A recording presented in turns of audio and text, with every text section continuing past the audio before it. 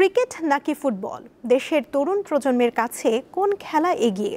দেশের ফুটবলে হামজা চৌধুরী, ফাহমিদুল, শামিদ সোমদের অন্তর্ভুক্তির পাশাপাশি নারী ফুটবলের সাফল্যের জোয়ারে ভাসছে দেশ।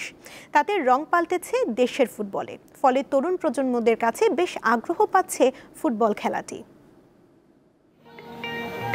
জাতীয় স্টেডিয়ামের পাশের পল্টনের এই মাঠে প্রতিদিন বিকেলে জমে ওঠে তারুণ্যের মেলায়। কারো পায়ে বল তো কারো হাতে ক্রিকেট ব্যাট। জাতীয় দলের খেলার স্বপ্ন নিয়ে নয়, ব্যস্ত নগরীর সকল জঞ্জাল থেকে মুক্তি পেতে নিজেদের সুস্থ রাখতে এখানে নিয়মিত খেলাধুলায় মেতে ওঠেন এই সব তরুণরা।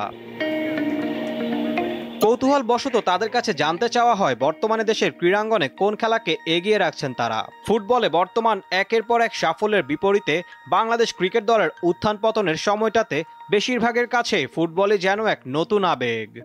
ফুটবলে আমেজ একটা বৃদ্ধি পাইছে যে আমরা চৌধুরী, শামিদ সোম, ফাহিদুল ইসলাম আসার কারণে আমরা ফুটবলের উপর ইন্সপায়ার হয়েছি, এই কারণে আমরা ফুটবল খেলতেছি।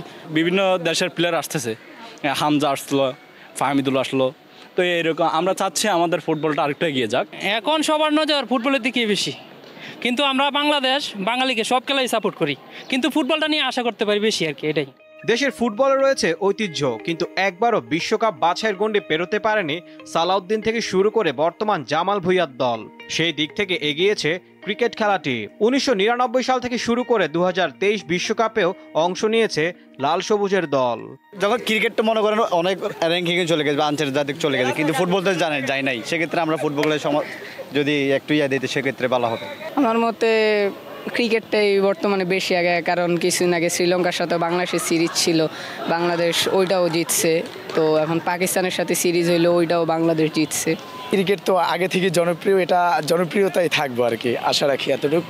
আর ক্রিকেটকে ভালোবাসি আমি, এবং বাংলাদেশের অধিকাংশ মানুষ ক্রিকেটকে এখনও ভালোবাসে। তরুণদের চোখে স্বপ্ন ক্রিকেটের মতো ফুটবলটাও স্থান করে নিবে বিশ্বকাপের মঞ্চে।